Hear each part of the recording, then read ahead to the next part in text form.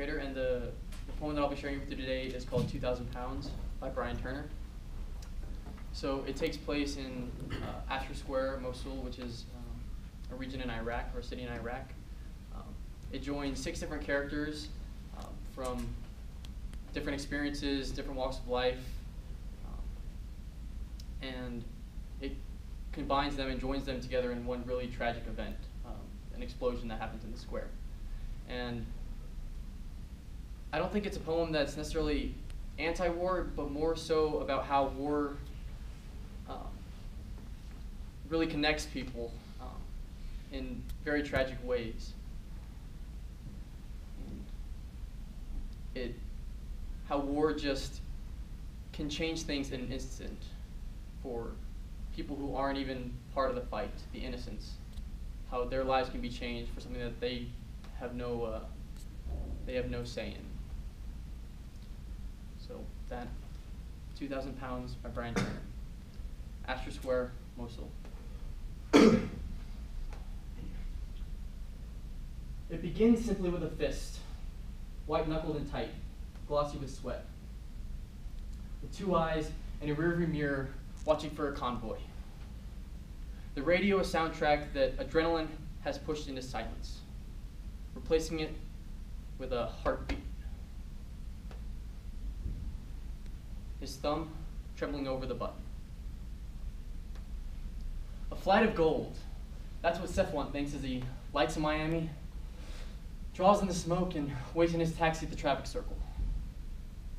He thinks of summer, 1974, lifting pitchforks of grain high in the air, the drift of it like the fall of Shatha's hair. And though it's been decades, he still loves her. Remembers her standing at the canebrake where buffalo cooled, shoulder deep in the water, pleased with the orange cups of flowers he brought her.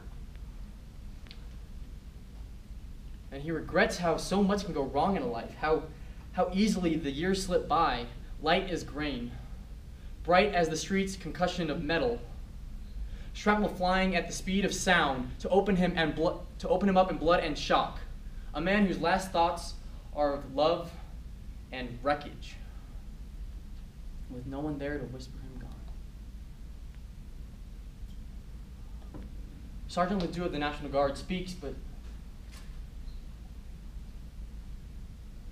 and it just as well his eardrums ruptured because it lends the world a certain calm. Though the traffic circle is filled with people running in panic, their legs a blur, like horses in a carousel, turning and turning the way the tires spin on the Humvee flipped on its side. The gunner's heights he was thrown from, a mystery to him now. A dark hole and metal the color of sand. And if he could, he would crawl back inside of it. And though his fingertips claw at the asphalt, he hasn't the strength to move. Shrapnel has torn into his ribcage, and he will bleed to death in minutes. But he finds himself surrounded by a strange beauty. The shine of light on the broken. A woman's hand touching his face. Tenderly, the way his wife might. Amazed to find a wedding ring on his crushed hand, the bright gold sinking in flesh going to bone.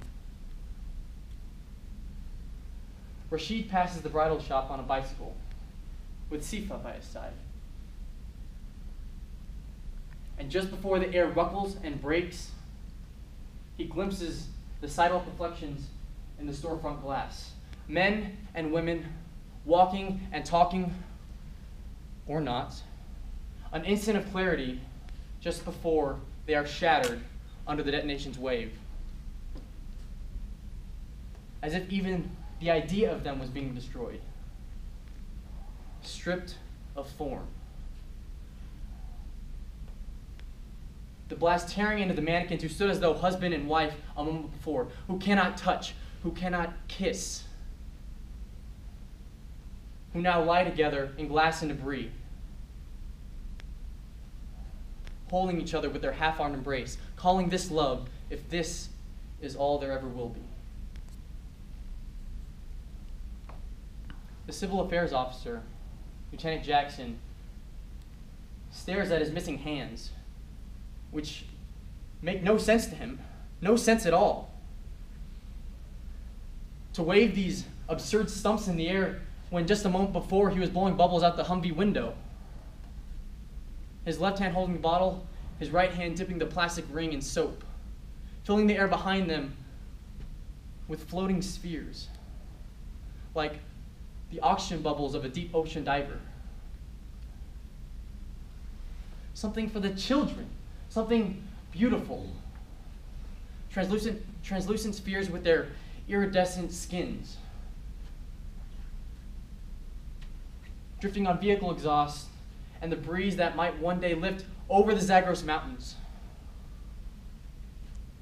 That kind of hope.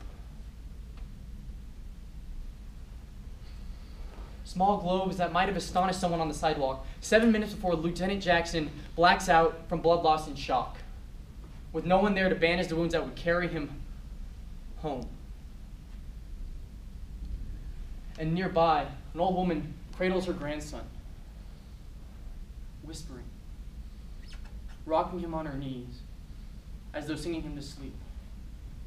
Her hands wet with their blood. Her dress soaked in it as her legs give out and she buckles with him to the ground. And if you had asked her 40 years earlier if she could see herself as an old woman begging by the roadside for money here with an explosion going off in the market among all these people, she'd have said, to have your heart broken one last time? To kiss a child given the sight of a life he could never live? It's impossible. This isn't the way we die. And the man who triggered the button, who may have invoked the prophet's name or not,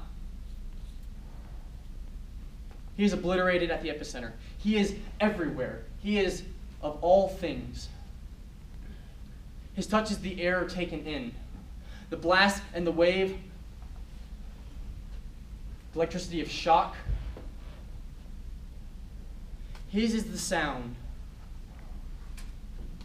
that heart makes quick under the panic's rush. The surge of blood searching for light and color. That sound, the martyr cries, filled with the word his soul is made of. Inshallah. And still hanging over the air at Asher Square, the telephone line snapped in two.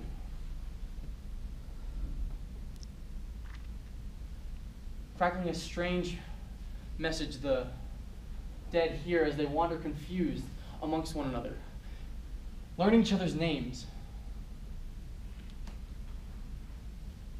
trying to comfort the living in their grief, to console those who cannot understand such random pain, speaking Habib softly, one to another. There in the rubble and debris, Habib, over and over, that it might not be forgotten.